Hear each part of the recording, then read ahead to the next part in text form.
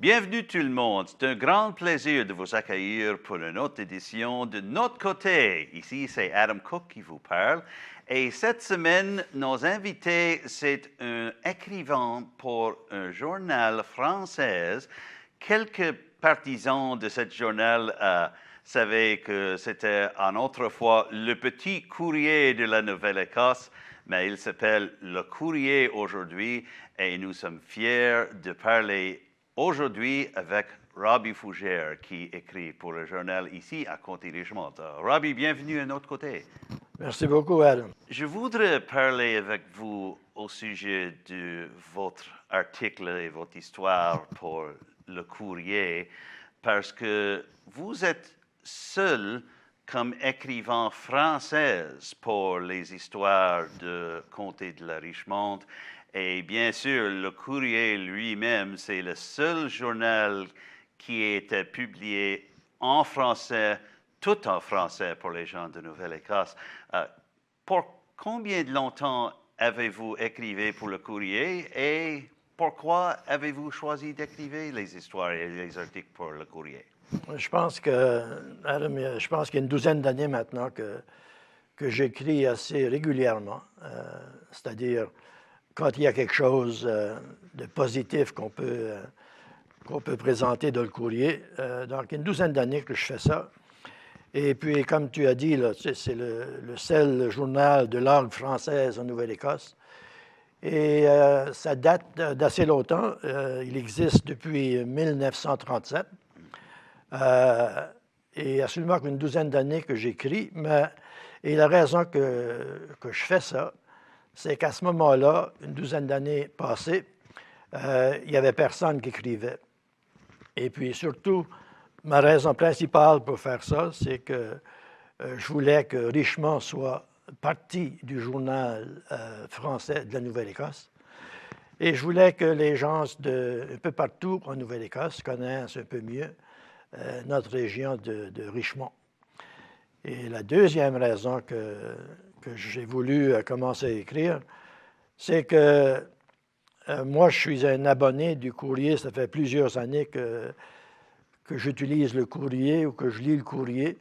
Et je l'utilisais même lorsque j'étais enseignant ici à l'école Almaden District High School, quand j'ai commencé à enseigner. Et puis que dans ce temps-là, je pense que ça s'appelait encore le Petit Courrier. J'étais abonné dans ce temps-là, puis je recevais le courrier comme un enseignant de l'école Almaden District High School. J'enseignais le français, et le français langue première et le français langue seconde quand j'ai commencé ma carrière. Donc, je me servais du courrier comme un document pour présenter aux élèves, aux jeunes de mes classes. Et je veux dire, ça date de longtemps. Donc, c'est ça mes raisons principales pourquoi j'ai commencé à écrire. Je voulais surtout faire connaître Richmond. Et je voulais que les gens de l'extérieur connaissent Richmond. Mais je voulais aussi que les gens de Richmond puissent lire des histoires, des articles qui se passaient à Richmond, ou en Richmond, je dois dire. Et puis, comme ça, les gens disaient, mais moi, je n'ai pas le courrier parce qu'il n'y a jamais rien de par ici là-dedans. C'est tous des articles de l'extérieur, soit de la baie Sainte-Marie, de la région d'Argyle ou d'Halifax. Et il n'y a rien de par ici. Donc ça enlève cette raison-là pourquoi on n'a pas le courrier à la maison. Donc, c'est ça les deux raisons pourquoi j'ai commencé. Et puis, une autre raison peut-être, c'est que, comme j'ai dit, là, j'ai été enseignant ici à l'école Almaden District High School et j'ai fait toute ma carrière en enseignement, soit comme un enseignant, soit comme un administrateur scolaire. J'ai aussi fait partie du conseil scolaire acadien provincial à un moment donné. Donc, j'ai toujours été intéressé par la langue et la culture. Et pour moi, c'est une autre façon de promouvoir la langue et aussi de faire vivre la culture. Parce qu'une grande partie de la culture, d'après moi, là encore ça, c'est mon opinion, une grande partie de la culture, c'est la langue et puis la langue parlée. Donc, si on peut encourager les gens à parler le français, à lire le français, à écrire le français, mais c'est vraiment ça que je veux faire. C'est aussi simple que ça. Okay. Vous avez parlé de vos expériences chez Almadam District High, l'école secondaire d'Almadam, et nous avons parlé avant que l'interview a commencé officiellement que mon première expérience avec le courrier, il s'appelle le Petit Courrier à ce moment, c'est en 1983-84 aux écoles lordoises. Mes professeurs Jane Martel, restez en paix Jane, puis Greg Sanson a nous introduit au sujet de le Petit Courrier et les articles. Je voudrais poser la question, est-ce que c'est cette première introduction pour vous à le Petit Courrier, est-ce que c'est à Almadam District High ou est-ce que vous avez trouvé le journal avant ces jours? Et est-ce que vous avez surpris qu'il existe un journal seulement en français pour les gens français de Nouvelle-Écosse?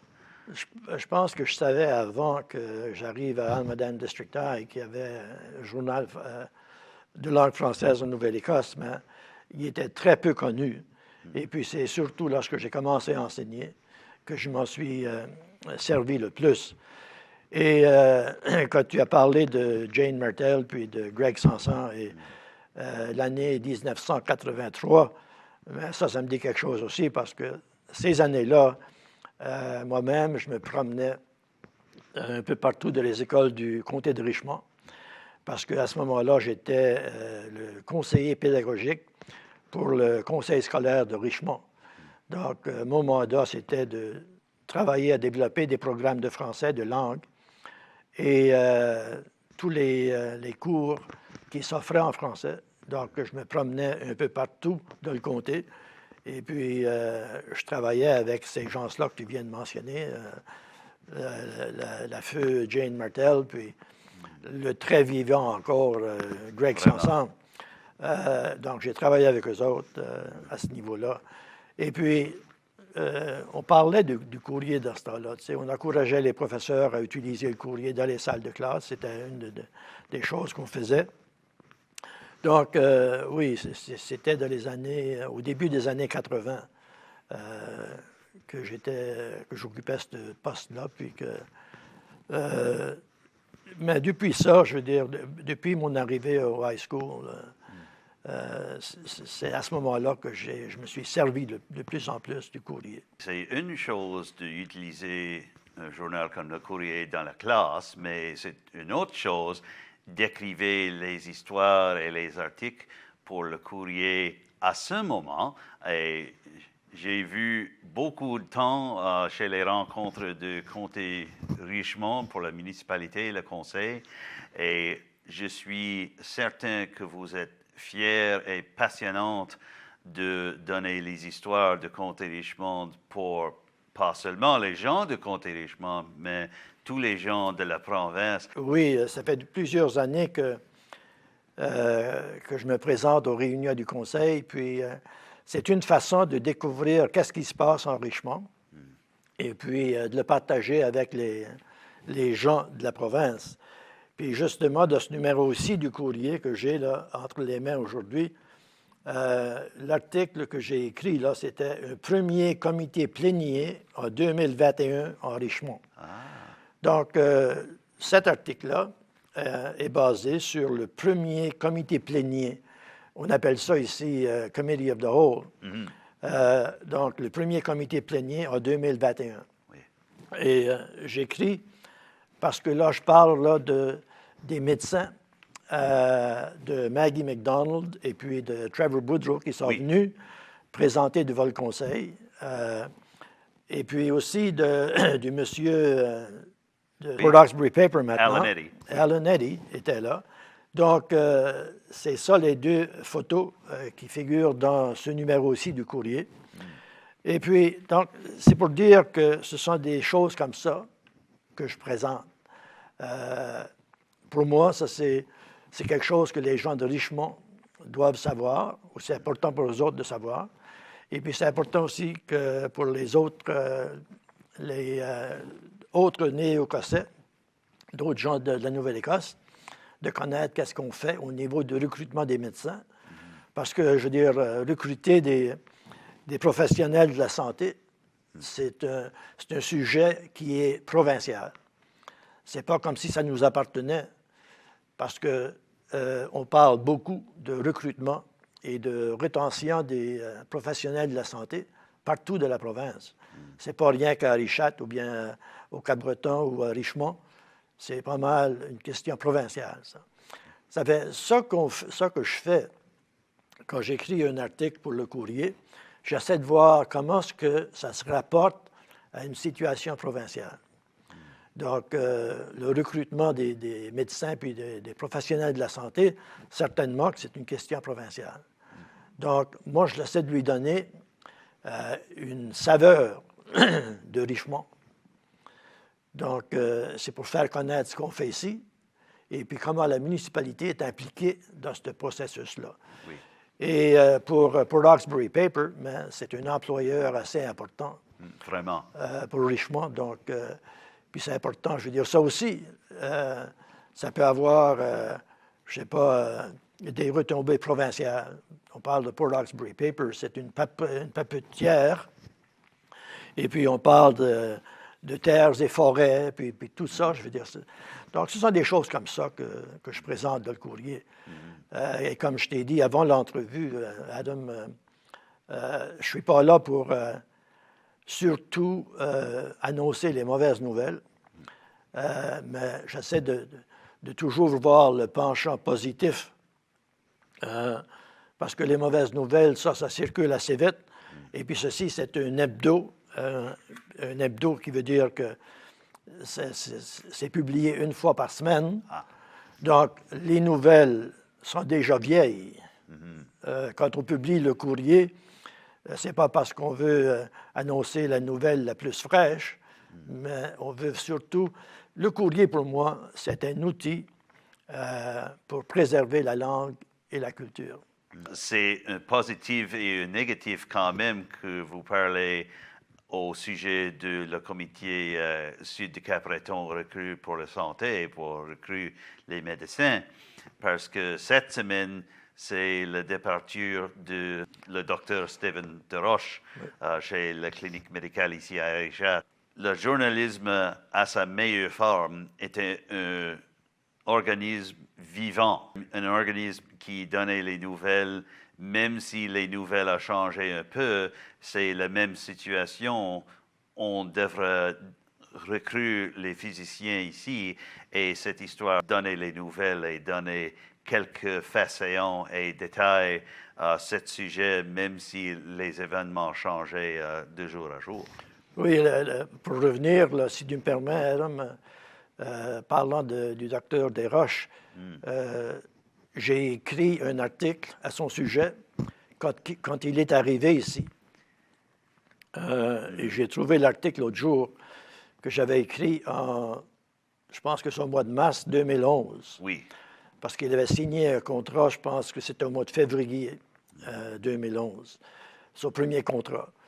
Et puis, cette semaine, demain, actuellement, c'est aujourd'hui jeudi, donc demain, vendredi, je devrais avoir un article sur le départ de Stephen Desroches.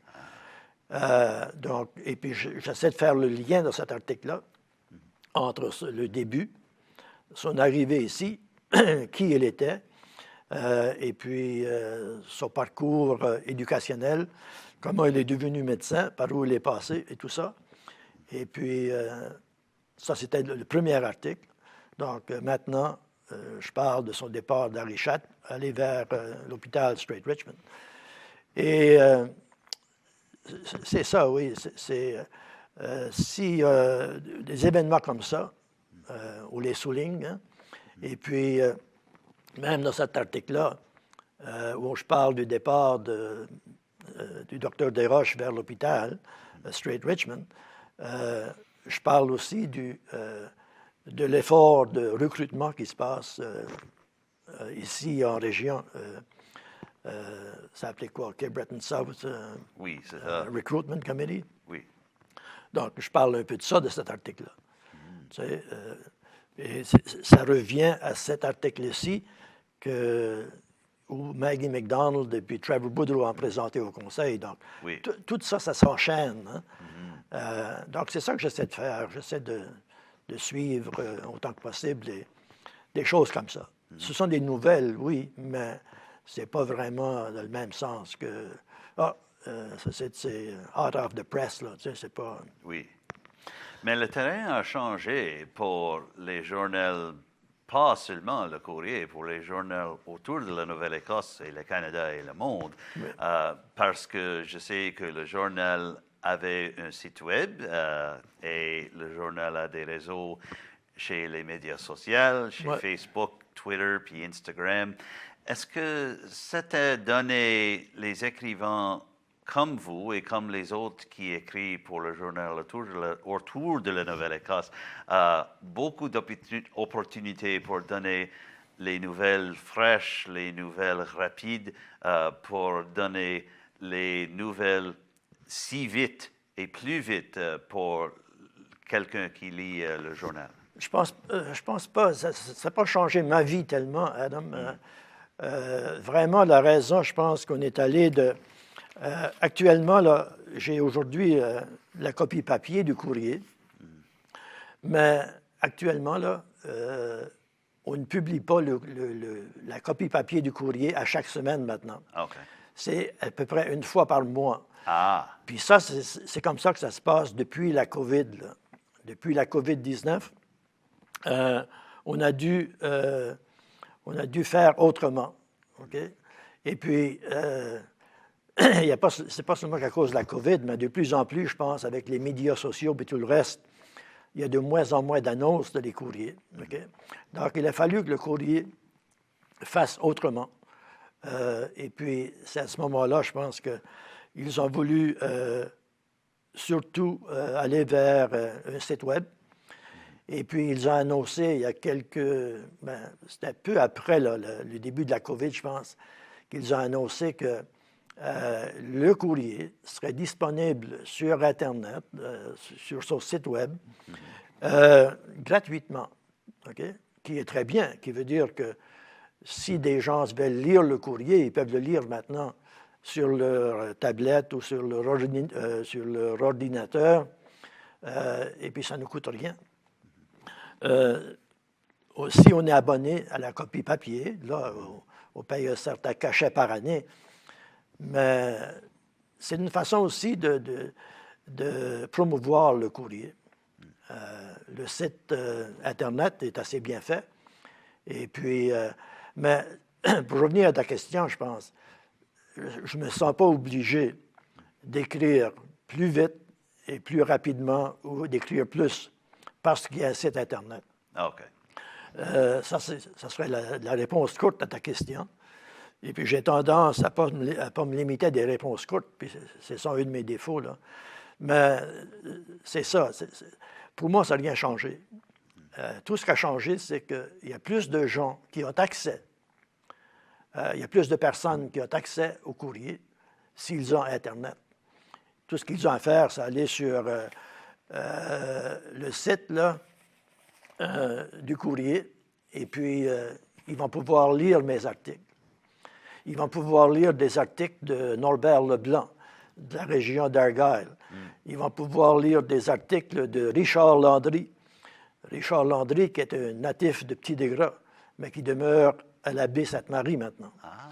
Ils vont pouvoir lire des articles de Rosie Grace de Chéticamp,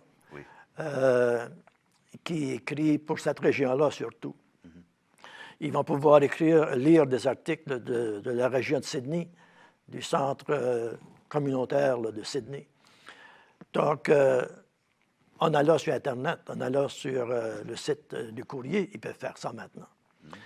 Donc, on espère que, ayant fait ça, que ça ouvre le courrier à beaucoup plus de personnes. Est-ce qu'il y en a quelques gens ou quelques événements qui vous avez apprécié parler pour les interviews, parler pour les histoires, pour vos articles? Il y en a quelques beaux souvenirs pendant les ans que vous avez écrivés pour le courrier? Il y a toutes sortes d'histoires ou d'articles que j'ai présentés qui... il y en a plusieurs qui restent avec moi. Mais les articles, je pense que dont je suis le plus fier, ce serait peut-être des articles qui touchaient aux jeunes de l'École Beauport. Et encore là, parce que j'ai toujours été dans l'enseignement, puis intéressé par l'enseignement, puis tout ce qui se fait dans des écoles, j'ai passé autant de temps que possible à écrire des articles qui touchaient la jeunesse de l'École Beauport. Et là encore, je pense que ce sont ces articles-là qui restent avec moi davantage, qui restent avec moi le plus. Ce serait des articles qui touchent des jeunes qui ont fait des choses intéressantes.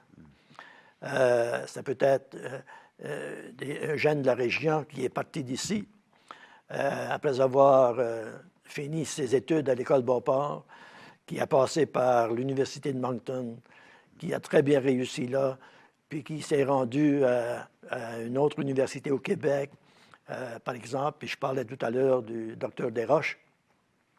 Mais ça, c'est un exemple pour moi d'article qui présente ce qu'on peut réussir dans une région comme l'Île-Madame. Parce que, veux pas, là, en français, les écoles françaises là, de la région ici, ça n'a pas toujours existé. Et puis, ça n'a pas été facile, disons, d'arriver à la gestion d'écoles françaises. Et puis souvent, ce qu'on était dit, c'est comme, si vous faites ça en français, là, vous n'allez pas réussir. Et puis, quand que je peux écrire des articles qui montrent que tu peux partir de l'âge de 5 ans, puis te rendre à l'âge de 25 ans, puis tout faire tes études en français, et puis devenir soit médecin, soit avocat, ingénieur, tu sais, peu importe, là, tu peux faire tout ça et le faire en français. Ben pour moi, ça, c'est une réussite. Donc, ce sont des articles comme ça qui restent avec moi. Donc, j'ai souligné il n'y a pas longtemps l'article sur le docteur Desroches. Ça, ce serait un exemple de ça. Un autre exemple, un article qui me vient à l'esprit tout de suite, c'est un article que j'avais écrit sur une personne, une jeune, une graduée de l'École Beauport, une Janelle Boudreau. Ah! Tu connais Janelle parce oui. que tu es musicien. Un musicien, très bien, très bien. Et puis, Janelle est violonneuse. Et puis, encore là, on avait une jeune, et puis elle est encore jeune, parce que comparé à moi surtout, elle est encore jeune, qui avait fait ses études ici, mais qui était pas seulement, qui était une étudiante très dévouée, une musicienne, beaucoup de talent. Et puis, j'avais écrit un article à un moment donné sur un projet qu'elle avait fait. Elle était partie travailler dans un pays étranger auprès d'une population défavorisée, tu sais, pour aider des jeunes. OK? Donc, ce sont des choses comme ça qui restent avec moi. Ça, c'est un article que j'avais vraiment apprécié de faire, parce que qu'est-ce qu'on faisait là? on mettait en valeur, on valorisait le travail d'une jeune qui montrait qu'elle était prête à donner à sa communauté. Oui. Puis Janelle, je veux dire, puis je prends Janelle comme un exemple parce que c'est elle qui me revient à l'esprit là, tout de suite. Quand tu me poses cette question-là, c'est ça que... elle, elle est en région ici. S'il y avait quelqu'un qui avait besoin, et puis qu'on avait, je ne sais pas, un concert de variété au Social Action Club à Petite-Anse, là, ou bien si on avait, si on voulait lever des fonds pour quelqu'un qui était malade, hein, ben, Janelle, puis son père, puis sa sœur étaient toujours là pour jouer du violon, jouer de la guitare, et, tu sais. Oui. Donc, c'était des personnes qui donnaient. Right? Donc, quand j'ai pu mettre ça dans un article, dans le courrier, j'étais quand même assez content de ça. Puis c'est des affaires comme ça qui restent avec moi. Là, tu sais. C'est pas vraiment, tu sais, tu as dit, mais pour la culture puis la langue, c'est plus que, c'est aller plus loin que dire à quelqu'un, mais parle français, toi. Tu sais. Ceci, c'est de montrer que en parlant français, en étudiant français, tu peux devenir une très bonne personne. Tu sais. Et puis, tu peux faire tout ce que tu peux faire en anglais, tu peux le faire en français. Oui. Tandis que quand moi, j'allais à l'école, quand j'ai commencé l'école, moi, je venais d'une famille acadienne. Mon père français, ma mère française, des Acadiens. Mais arrivé à l'école, j'avais seulement qu'un petit livre en français. Un petit livre? Un petit livre en français. Mon livre de mathématiques, c'est en anglais. Mon livre de géographie, c'est en anglais. Mon livre de sciences, c'est en anglais. Mais j'avais un petit livre, que je me rappelle toujours, Bébé, Marie et Jean. Ça, c'était mon petit livre de lecture. Mais tous les autres cours, tous les autres sujets, c'est enseigné en anglais. Les livres étaient en anglais. C'est la même chose à l'Ardoise, Adam. Toi, tu connais bien la région de l'Ardoise, mais c'est la même chose là. Puis, ce qu'on lisait dans le petit livre Bébé, Marie et Jean, c'était pas la façon qu'on parlait à la maison. Il y avait une différence entre le français que ma mère parlait, puis mon père parlait, puis que moi, je parlais chez nous, et que ma grand-mère parlait, et ce qu'il y avait dans le petit livre. Comme aujourd'hui, on dirait qu'il y avait un disconnect. Okay? Parce que la langue que je parlais, c'était l'acadien. Oui. Puis ce qu'il y avait dans le petit livre, c'était du français qu'on appellerait, disons, français standard. Okay? Et puis, il y avait l'ex de livre-là. Tous les autres livres, c'est en anglais. Donc, vraiment, veut pas, on est devenu plus habile à écrire et à lire en anglais qu'à lire et à écrire en français. Puis je crois que c'est une partie pour ça. C'est en partie la raison pourquoi il y a si peu de gens qui lisent le français maintenant. Okay? Et il faut qu'on disait, vous n'étiez pas la seule personne qui pourrait écrire pour le courrier ici à Conti-Richemont, n'importe quelqu'un d'autre qui pourrait écrire. Que pensez-vous? Oui, certainement, Adam. Je ne veux pas, disons, laisser l'impression que c'est moi qui écris pour le courrier. Moi, j'ai choisi d'écrire pour le courrier. Et j'ai expliqué pourquoi. Mais il y a plein de personnes dans les alentours aujourd'hui, parce que l'éducation, le système d'éducation a changé. Maintenant, à l'école, tous les livres sont en français, tous les manuels scolaires sont en français, sauf les manuels scolaires en anglais. Ça fait qu'il y a bien des personnes là, maintenant qui pourraient, et qui auraient plein d'occasions d'écrire des articles en français pour le courrier de la Nouvelle-Écosse. Et puis, vraiment, tu sais, on les inviterait à faire ça, parce que c'est ça l'objectif du courrier, c'est d'intéresser le plus de monde possible, les intéresser à écrire, et puis à envoyer des articles ou des photos. Tu sais. Donc, moi, mon titre, c'est un pigiste. On me dit qu'on m'appelle le pigiste pour Richemont. Mais il peut y avoir 2, 3, 4, 5. Il peut y avoir... il n'y a pas de limite au nombre de pigistes qu'il pourrait avoir. Donc, si on peut encourager d'autres personnes, les encourager à écrire, c'est ça qu'il y a à faire, vraiment. C'est ça notre objectif, là, tu sais. Nous avons parlé de beaucoup de sujets ici et je l'appréciais beaucoup. Mais pour terminer, je voudrais vous demander, que pensez-vous de l'avenir de les projets comme le courrier, pour les journaux comme le courrier? Comme je l'ai dit, le train, c'est différent pour les journaux aujourd'hui. Mais est-ce que vous pensez que le courrier avoir un bel avenir pour donner les histoires de comté de Richmond à les autres communautés francophones en Nouvelle-Écosse, mais bien sûr pour les autres communautés pour nous donner leurs histoires ici?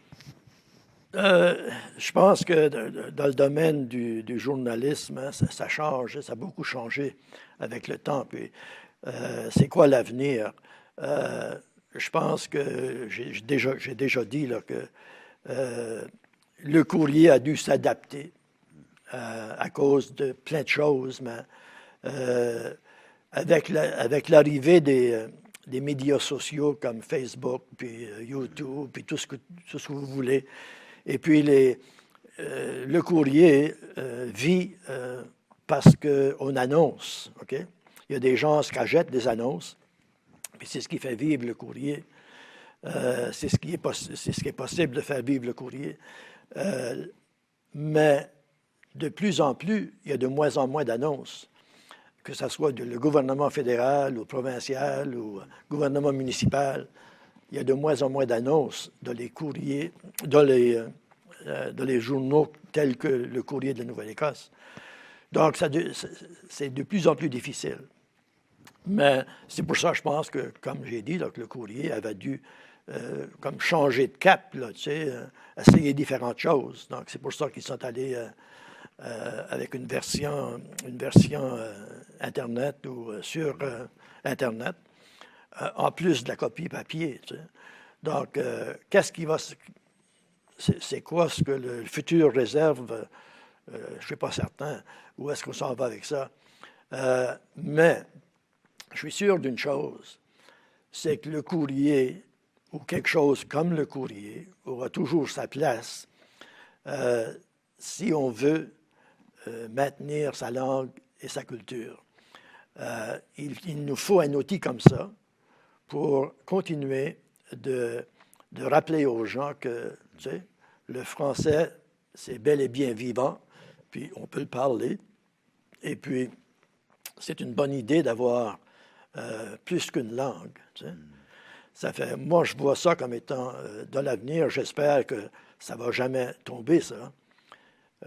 Parce que je crois que c'est ça la vocation du courrier. C'est pour permettre aux gens de s'identifier avec un journal qui est écrit, qui est publié dans sa langue. Parce que si ça disparaît, c'est une autre chose de moins qu'on a comme référence, là, tu sais, comme point de référence. Donc, j'espère que ça va continuer. Sinon, de cette forme-là, dans quelque sorte, d'une forme quelle que soit, tu sais, que si ce n'est pas cette forme-là, que ce sera une autre forme. Mais qu'on ait cette possibilité-là de lire des articles qui nous appartiennent à la communauté acadienne, à la grandeur de la province. Robbie, c'est un grand plaisir de vous parler aujourd'hui. Merci pour me rejoindre ici à notre côté. De rien, Adam. Merci à toi de m'avoir invité. Puis, je pourrais annoncer aussi que dans un prochain numéro du Courrier, il devrait y avoir un article sur l'émission nouvelle Notre Côté. Oh, merci. Merci beaucoup. C'est un grand plaisir de vous parler pour le courrier et c'est un grand plaisir que vous me parlez pour notre côté. Merci. Merci bien. Notre invité aujourd'hui, c'est Robbie Fougere, qui est l'écrivain du Comté Richmond pour le courrier. Et je voudrais donner un grand merci beaucoup encore à Nick Boudreau et Becky Borno, mes coéquipiers de la télévision communautaire de Telle-Île, qui m'a donné l'assistance avec cette interviews aujourd'hui. Si vous avez quelques commentaires ou paroles de cette édition de notre côté, ou les suggestions ou les idées pour les prochaines éditions, je voudrais bien les recevoir. Mon numéro téléphonique, c'est 902-625-8863. Vous pouvez me donner un message électronique. Mon adresse est adamjrcook, cook avec un E, à gmail.com. Vous pouvez donner les messages et les suggestions à Tel-Il eux-mêmes. Le numéro pour Tel-Il, c'est 902-226-1928 et l'adresse électronique, c'est info@telil.tv. N'oubliez pas de suivre Tel-Il chez les réseaux de médias sociaux. Nous sommes ici au Facebook, Twitter puis Instagram. Et sur notre réseau YouTube, vous pouvez trouver toutes les éditions de notre côté et aussi les éditions et les interviews et les histoires de notre programme en anglais. Tel-Il 24/7, Tel-Il 24/7. Si vous voudrez écouter quelques productions de la télévision communautaire de Tel-Il, n'oubliez pas notre réseau de podcasts, c'est soundcloud.com/Tel-Il. Donc, nous avons arrivé à la fin de cette édition de notre côté. C'est Adam Cook qui parle. Merci beaucoup pour me rejoindre. À la prochaine, mes amis, pour la nouvelle édition de notre côté à quelques jours. À bientôt.